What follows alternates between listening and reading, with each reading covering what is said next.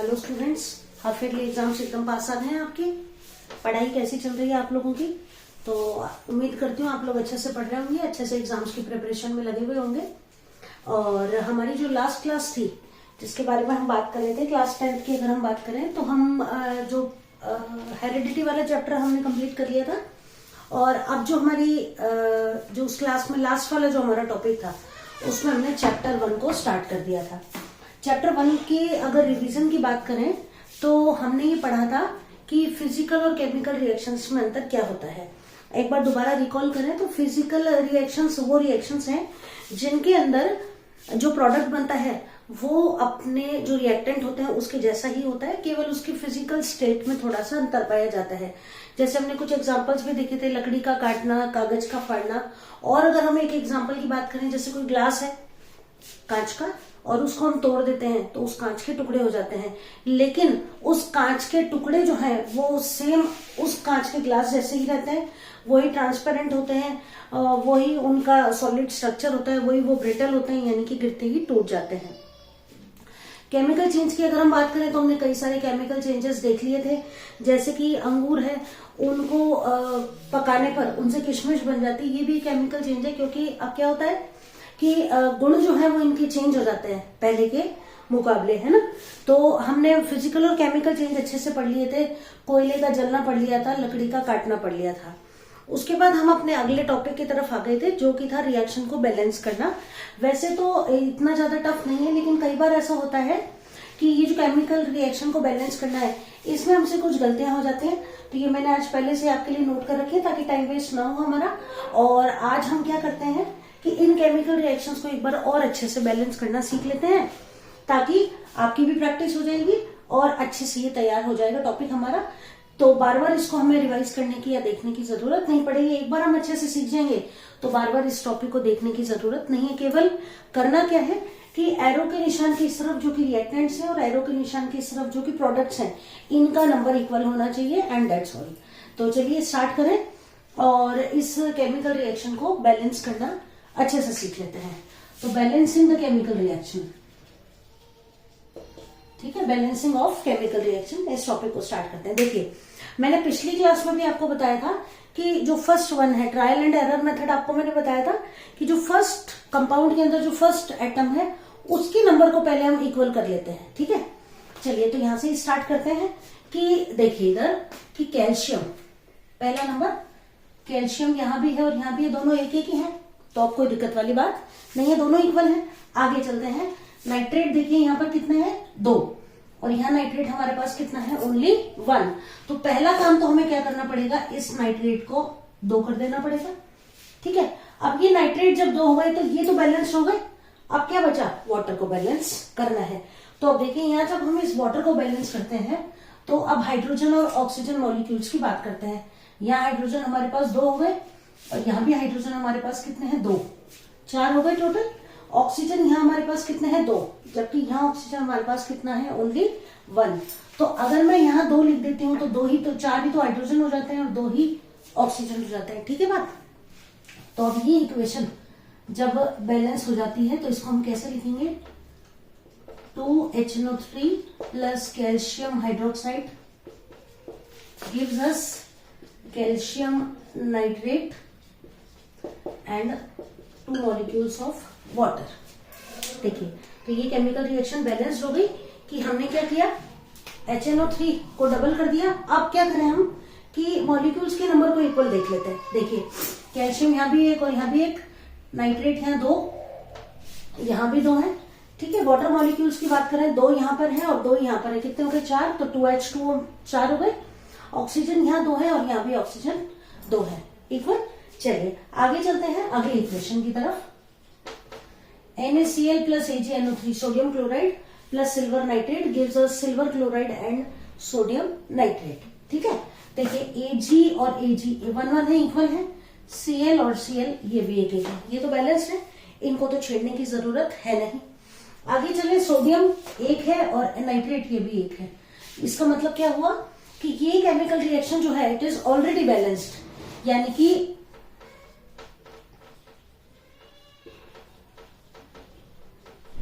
इसको इसको हमें बैलेंस करने की आवश्यकता नहीं है। ये इक्वेशन जो है केमिकल रिएक्शन जो है वो ऑलरेडी बैलेंस्ड है। चलिए अगली रिएक्शन की तरफ चलते हैं। देखिए सोडियम हाइड्रोक्साइड है, सल्फ्यूरिक एसिड है, सोडियम सल्फेट और वाटर मॉलिक्यूल बन रहा है। ठीक है, आप देखिए Na2 और यहाँ पर कितना है Na ओनली 1। तो पहले हमें क्या करना पड़ेगा, इसको डबल करना पड़ेगा। यहां अगर मैं 2 लिख देती हूं तो ये Na2 बन गया। ठीक है, आप देखिए सल्फेट यहाँ पर 1 है, यहाँ भी 1 है, इक्वल हो गए। अब क्या बचा, ओनली वाटर मॉलिक्यूल्स। देखिए ये काम में आ गया हमारे और ये काम में आ गया। क्या बच गए, एक तो ये और एक ये। ठीक है, अब देखिए यहाँ पर हाइड्रोजन कितने हैं, 2, और यहाँ पे हाइड्रोजन कितने हैं, 2 और 2 हो गए, टोटल कितने हाइड्रोजन 4 हो गए हमारे पास। चलिए ऑक्सीजन की बात करें तो 2 ऑक्सीजन ये वाले हमारे काम आ जाएंगे। तो यहाँ हमारे पास हाइड्रोजन 2 है ऑलरेडी, इसको 2 से मल्टीप्लाई करते हैं तो 2 2 4 हो गए और 2 1 2, ऑक्सीजन भी इक्वल हो गए और हाइड्रोजन भी इक्वल हो गए। तो इस इक्वेशन को जब मैं लिखूंगी तो किस तरीके से लिखा जाएगा, देखिए ये हो जाएगा 2NaOH plus H2SO4 gives us Na2SO4 plus 2H2O। अब हम इसको इक्वल देख लें एक बार। सोडियम 2 है, यहाँ भी 2 है, सल्फेट 1 है, यहाँ भी 1 है, वाटर हाइड्रोजन ऑक्सीजन देखें तो 2 ऑक्सीजन है, 2 हाइड्रोजन है और 2 हाइड्रोजन ये रही, यानी कि 4 तो हाइड्रोजन है हमारे पास और 2 ऑक्सीजन है। 2 2 4, 4 हाइड्रोजन हो गए और 2 1 2, 2 ऑक्सीजन हो गए। अगली इक्वेशन की तरफ चलते हैं। देखिए अगली केमिकल रिएक्शन जो है, देखिए Ba बेरियम क्लोराइड है, सल्फ्यूरिक एसिड है, बेरियम सल्फेट और हाइड्रोक्लोरिक एसिड यहाँ पर बन रहा है। Ba और यहाँ भी Ba ये तो इक्वल है। ठीक है, सल्फेट और सल्फेट ये भी इक्वल है, तो इनको तो छेड़ने की जरूरत नहीं है। अब देखिए क्लोराइड यहाँ पर कितने हैं, 2, और हाइड्रोजन भी यहाँ कितने हैं, 2, यानी कि यहाँ हमारे पास हाइड्रोजन और क्लोराइड कितने 1 1 है, तो हमें इनको डबल करना पड़ेगा। यानी इसका सॉल्यूशन जब हम लिखेंगे तो ये हो जाएगा BaCl2 plus H2SO4 gives us BaSO4 and 2 molecules of HCl। अब हाइड्रोजन भी 2 हो गए और क्लोराइड भी हमारे पास 2 हो गए। चलिए लास्ट वन, तो ये अब आपको अच्छे से समझ में आ रहा होगा और मुझे लगता है कि अब आप अच्छे से इनको बैलेंस कर सकते हैं। एग्जाम में एक क्वेश्चन इनसे रिलेटेड जरूर पूछा जाता है, या तो इस तरीके से आ जाते हैं और या फिर क्या होता है कि ऐसे पूछ लिया जाता है कि कोई केमिकल रिएक्शन है, उसको केमिकली लिख के दे दिया जाता है और हमें उसे सिंबल्स के रूप में लिखना पड़ता है। चलिए अब यहाँ पर चले, देखिए सोडियम यहाँ 1 है और यहाँ सोडियम कितने हैं, 2। तो सबसे पहला काम तो यहाँ 2 कर दे, इक्वल हो गए। अब सोडियम 2 हो गए हमारे पास, सल्फेट 1 है, यहाँ भी 1 है, बैलेंस्ड है ऑलरेडी। अब क्या बचा, देखिए हमारे पास 2 तो बचे हाइड्रोजन और ऑक्सीजन, और 2 हाइड्रोजन बच गए यहाँ, यानी कि हाइड्रोजन तो हमारे पास वही हो गई 4 और ऑक्सीजन हो गए हमारे पास 2। वही सेम कंडीशन जो ऊपर थी। अब इसको हम लिखेंगे तो कैसे लिखेंगे, H2SO4 plus 2NaOH gives us Na2SO4 plus 2H2O। Equal कर लीजिए, सोडियम 2 है, यहाँ भी सल्फेट 1 है, यहाँ भी हाइड्रोजन 2 और 2 4, 2 2 4 हो गए, ऑक्सीजन 2 है, ये 2 हो गए। क्लियर है? तो इस तरीके से हम केमिकल रिएक्शन जो है उसे बैलेंस कर सकते हैं। और ये केमिकल रिएक्शन जब बैलेंस हो जाती है तो इस मेथड को कहते हैं हिट एंड ट्रायल मेथड, यानी कि हम अंदाजे से इक्वल करने का प्रयास करते हैं। अब ऐसा नहीं है कि ये जो केमिकल रिएक्शन है इतना कोई पेचीदा काम नहीं है। इजीएस्ट वे में आप, जैसे मैंने 5 रिएक्शंस आपको करवाई, 4-5 आप और कर ले, आपकी बुक में भी एक्सरसाइज में दी हुई है, और भी आपको एग्जांपल्स मिल जाएंगे, 2-4 सॉल्व कर ले, आराम से आपके ये टॉपिक एकदम क्लियर हो जाएगा। ठीक है, चलिए अब हमारे चैप्टर में हम आगे बढ़ते हैं। केमिकल रिएक्शन बैलेंस करने के बाद हमें पढ़ना है केमिकल रिएक्शन के टाइप्स। चलिए तो अब हमारे अगले टॉपिक की तरफ बढ़ते हैं, types of chemical reaction.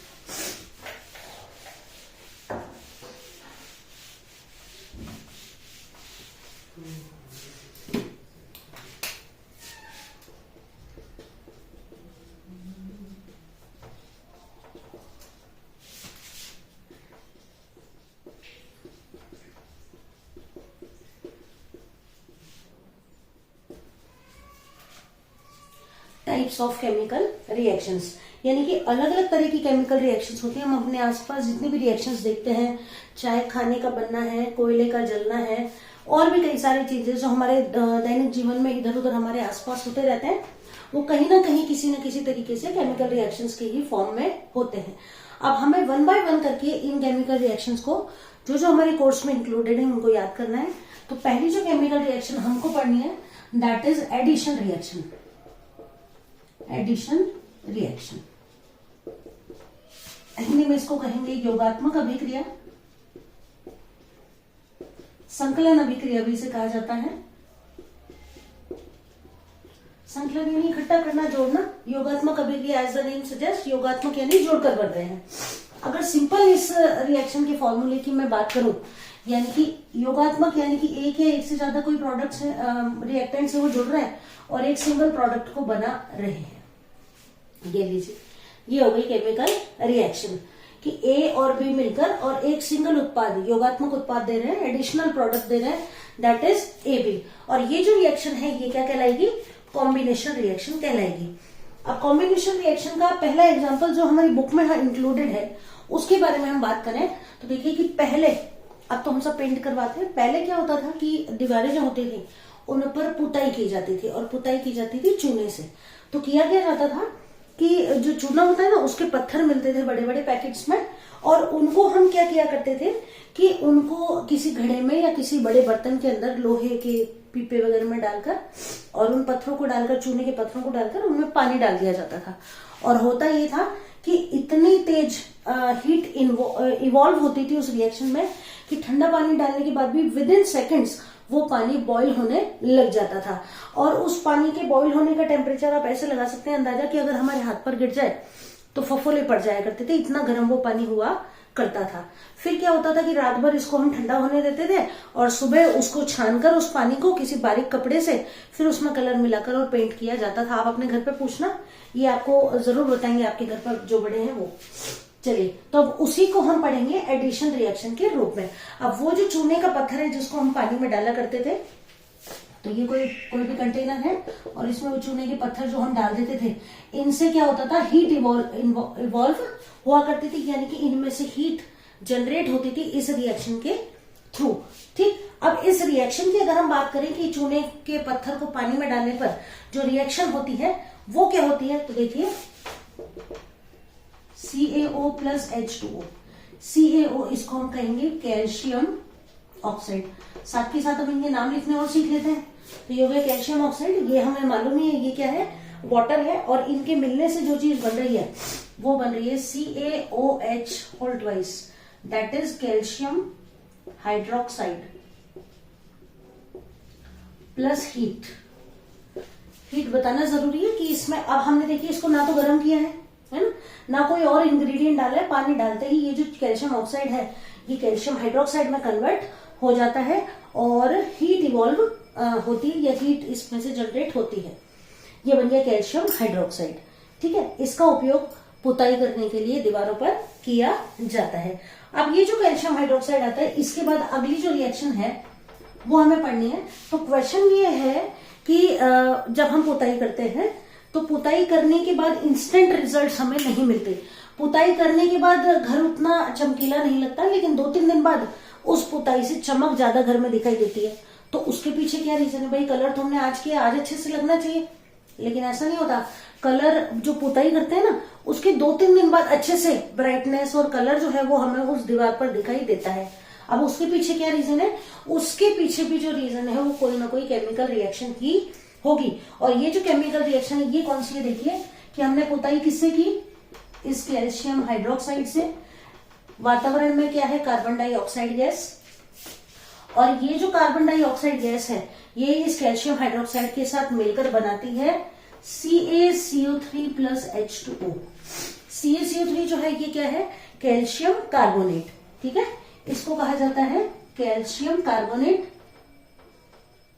Marble जो होता है उसका फॉर्मूला भी यही होता है, मार्बल का पत्थर जो हम हमारे काम में लेते हैं वो भी यही होता है, और प्लस H2O बन जाता है। ठीक है, तो क्वेश्चन आ जाए अगर कि पुताई करने के बाद इंस्टेंट रिजल्ट्स नहीं आते, 2-3 दिन बाद क्यों दिखाई देता है, तो उसके पीछे आप रीजन लिखेंगे कि कैल्शियम हाइड्रोक्साइड अब वातावरण में उपस्थित कार्बन डाइऑक्साइड गैस के साथ रिएक्ट करता है और उससे फॉर्मेशन होता है कैल्शियम कार्बोनेट का, जो कि ज्यादा चमकीला और ब्राइटनेस प्रदान करता है और इसीलिए पेंट करने के 2-3 दिन बाद अच्छे रिजल्ट्स हमें मिलते हैं। चलिए, तो ये बात हो गई। अब देखिए, ये दोनों एडिशन रिएक्शन है, इन दोनों के मिलने से एक प्रोडक्ट बन रहा है, इन दोनों के मिलने से एक प्रोडक्ट बन रहा है, दैट इज कैल्शियम कार्बोनेट। और अगर हम बात करें इसी रिएक्शन के अंदर, तो ये देखिए C+O2, सी यानी कार्बन है ना, कार्बन यानी कोयला। ऑक्सीजन की प्रेजेंस में जब हमने इसको जलाया तो क्या बन गई, carbon dioxide gas plus heat. कोयले को जलाएंगे, हीट तो जनरेट होगी, तो हमने जितनी हीट दी इसको गर्म करने में, उससे भी ज्यादा हीट यहाँ इवॉल्व हो रही है। तो कोयले को जलाने पर हीट इवॉल्व हो रही है और एक एडिशनल प्रोडक्ट बन रहा है, that is carbon dioxide gas. और अगर हम बात करें एडिशन रिएक्शन के एग्जांपल की, तो देखिए 2H2 + O2, ये बन गई हाइड्रोजन और ऑक्सीजन गैस, और इनके मिलने से हमने बना लिया दैट इज वाटर। यानी कि वाटर हमेशा कब बनेगा, जब 2 मॉलिक्यूल्स हाइड्रोजन के प्रेजेंट होंगे और एक ऑक्सीजन का प्रेजेंट होगा, तो इसे कहा जाएगा वाटर का फॉर्मेशन, इससे वाटर का फॉर्मेशन होगा। तो एडिशन रिएक्शन आपको अच्छे से समझ में आ गई होगी। चलिए, अब एडिशन रिएक्शन के साथ साथ हमें एक और रिएक्शन जो पढ़नी है, दैट इज एक्सोथर्मिक रिएक्शन या ऊष्माक्षेपी अभिक्रिया। ठीक है, तो एडिशन रिएक्शन को अगर हम डिफाइन करें तो क्या करें कि व्हेन 2 और more substances join together and form a joint product, this reaction is known as addition reaction। Hindi में अगर कहें तो जब एक से अधिक अभिकारक मिलकर, 2 या 2 से अधिक अभिकारक मिलकर एक योगात्मक उत्पाद बनाते हैं, तो उस अभिक्रिया को योगात्मक अभिक्रिया कहा जाता है। चलिए, तो ये तो बात हो गई अब योगात्मक अभिक्रिया की। अब इस योगात्मक अभिक्रिया में देखिए, आपने ये देखा कि इस रिएक्शन में भी हीट बाहर रिलीज हो रही है और इसमें भी हीट रिलीज हो रही है। इसका मतलब बाकी 2 में नहीं हो रही है, इसका मतलब जिनमें ये हीट रिलीज हो रही है वो रिएक्शन एडिशन होने के साथ साथ कुछ अलग टाइप की भी होंगी। अब वो टाइप कौन सा है वो मैं आपको बताती हूँ। चलिए, तो आगे चलते हैं और अब हम चलते हैं अगली रिएक्शन की तरफ, ये जो कि इसी का पार्ट है एडिशन रिएक्शन का ही, जो कि है exothermic reaction.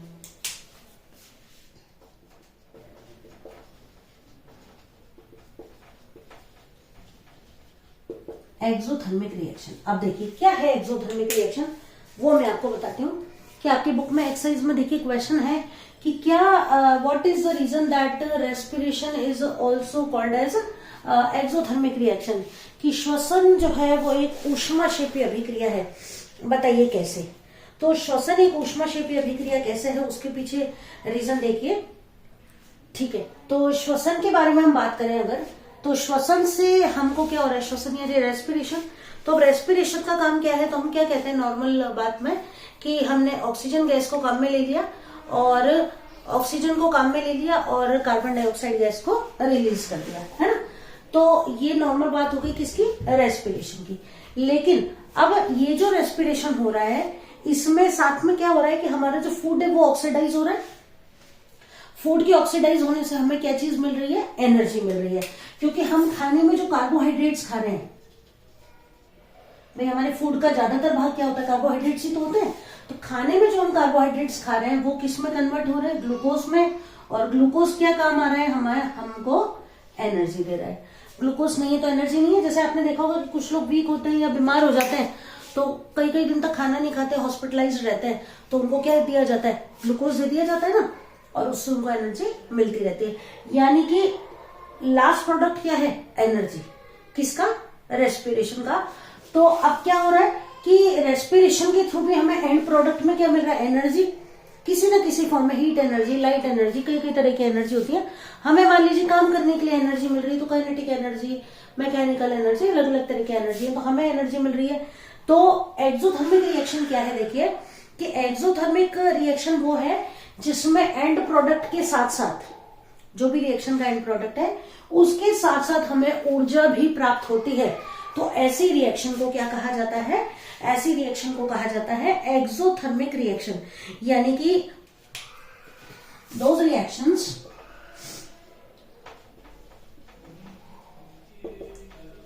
In which energy is also produced,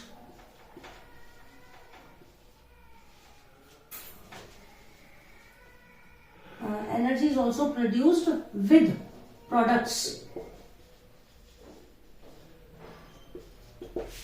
यानी कि वो रिएक्शन जिनमें उत्पादों के साथ साथ एनर्जी यानी कि ऊर्जा भी प्राप्त होती है।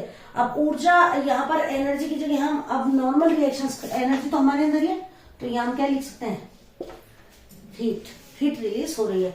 यानी कि जिन अभिक्रियाओं में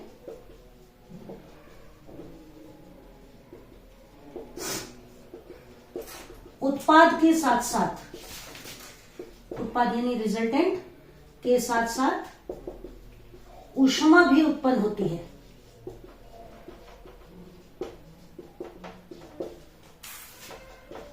उन्हें हिंदी में एक्सोथर्मिक रिएक्शन को कहा जाता है ऊष्माक्षेपी अभिक्रिया कहते हैं।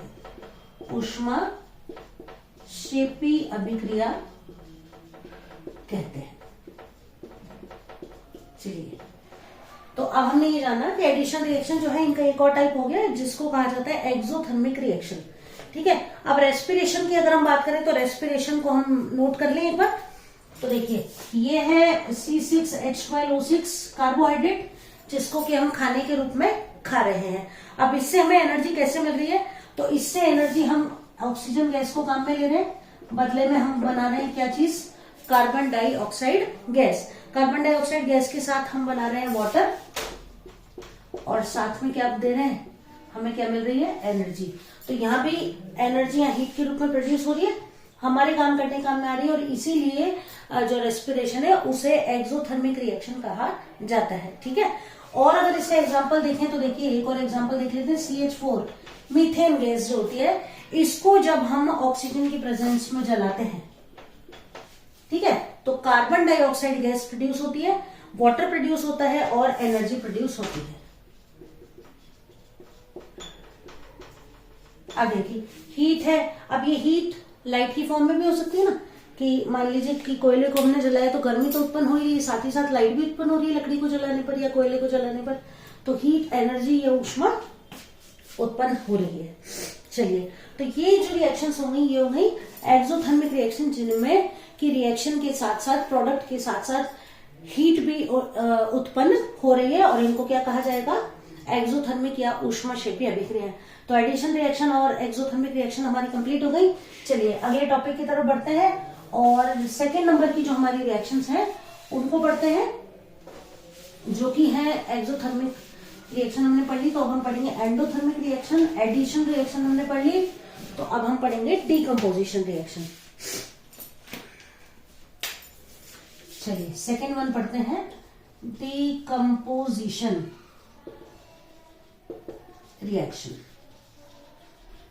डीकम्पोजिशन, इनको हिंदी में अगर हम कहें तो इसे कहा जाता है वियोजन अभिक्रिया।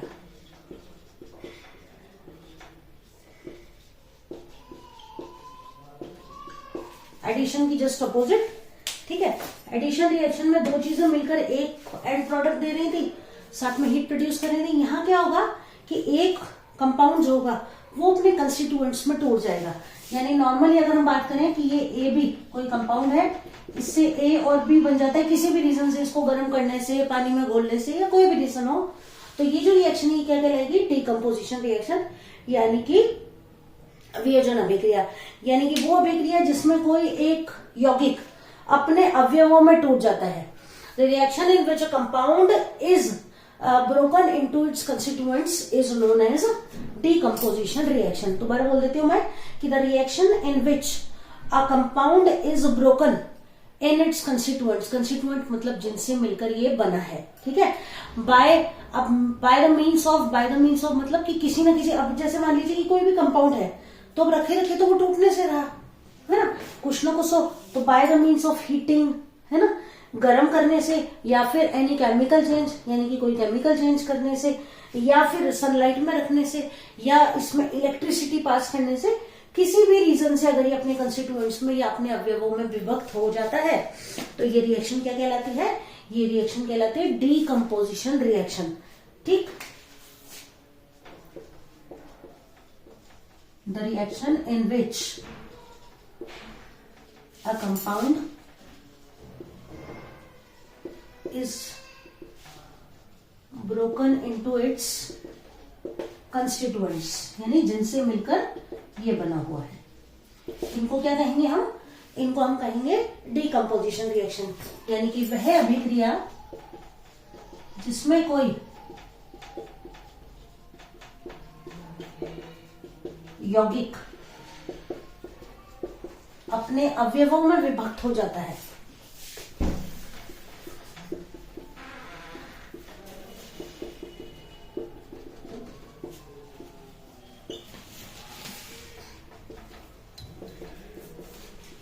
इसे क्या कहा जाएगा? डीकम्पोजिशन रिएक्शन कहा जाएगा। चलिए, तो अब इसके एग्जांपल्स की बात करें। इसका पहला जो हम एग्जांपल देखते हैं वो हम देखते हैं फेरस सल्फेट। अब देखिए फेरस सल्फेट जो होता है FeSO4 7H2O।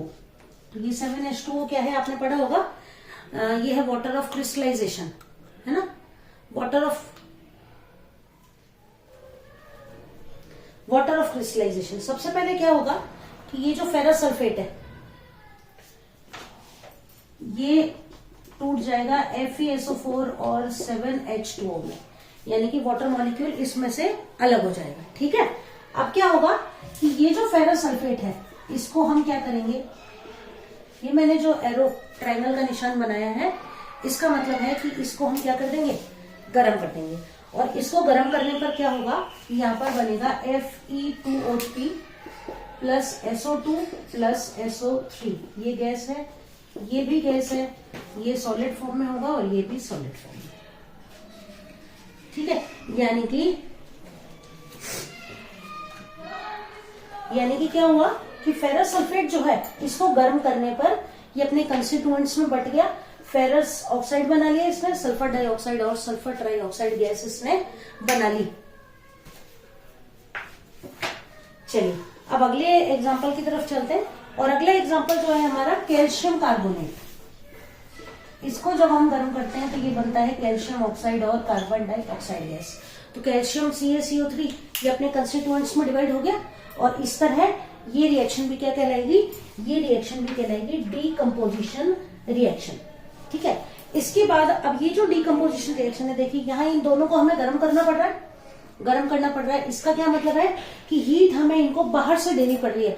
Reaction as such complete नहीं हो रही है, इसको कंप्लीट करने के लिए हमें बाहर से इनको एनर्जी देनी पड़ रही है। पहली वाली रिएक्शन में क्या हो रहा था, ऑटोमेटिक कंप्लीट हो रही थी, साथ ही साथ हीट भी जनरेट हो रही थी।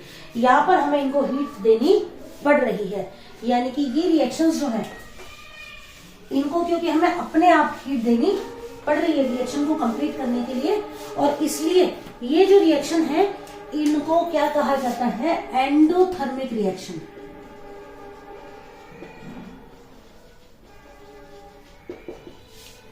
ठीक है, इनको क्या कहा जाता है, एंडोथर्मिक रिएक्शन या फिर ऊष्माशोषी अभिक्रिया।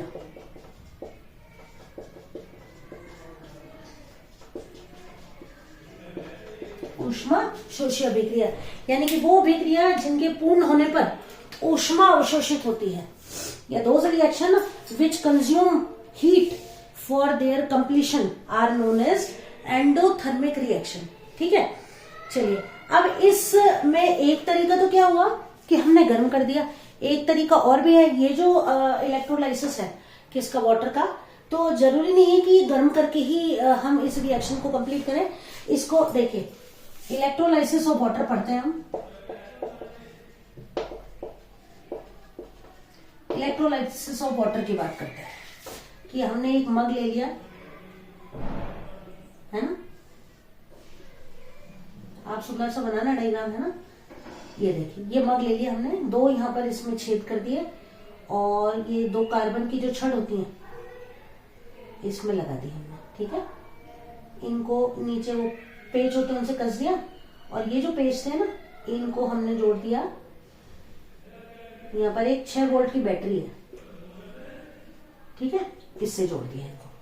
ठीक, तो मान लीजिए ये हो गया हमारा एनोड और ये हो गया हमारा कैथोड। इसमें क्या किया हमने, पानी भर दिया, वाटर का हाइड्रोलाइसिस कर रहे हैं, और इनके ऊपर हमने 2 टेस्ट ट्यूब पूरी पानी से भर के रख दी, पूरी तरह भर दी है ना ऊपर तक, अप टू ब्रिम, यानी पूरी तरह भरी हुई है ये। अब हुआ क्या कि हम इस रिएक्शन को स्टार्ट करते हैं, यानी कि ये दोनों तार जो है, एक तो यहां से आगे से, और मान लीजिए कि एक जो है वो यहाँ पीछे से जोड़ देते हैं। अब रिएक्शन स्टार्ट होगी, क्या होगा कि इलेक्ट्रिसिटी पास होनी स्टार्ट हो जाएगी। अब इलेक्ट्रिसिटी जब पास होगी, ठीक है ना, इलेक्ट्रिसिटी जब पास होगी तो होगा क्या कि इलेक्ट्रिसिटी पास होने पर हम ये देखेंगे कि ये जो इलेक्ट्रोड्स हैं, है ना, ये जो एनोड कैथोड हमने बनाए हैं, इनके ऊपर छोटे छोटे बुलबुले हमें दिखाई देते हैं, बहुत छोटे छोटे माइन्यूट से, यानी कि कोई ना कोई गैस प्रोड्यूस हो रही है। और थोड़ी देर बाद हम क्या देखते हैं कि ये जो दोनों परख नलियां हैं, टेस्ट ट्यूब हैं,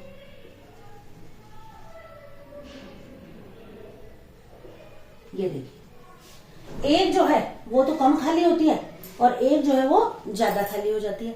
अब इसके पीछे क्या रीजन है भाई, गैस बन रही है, ठीक है, अब गैस ऑक्यूपाई कर रही है अपनी जगह, ये भी बात ठीक है, लेकिन अब एक गैस तो कम जगह घेर रही है और दूसरी गैस जो है वो ज्यादा जगह घेर रही है।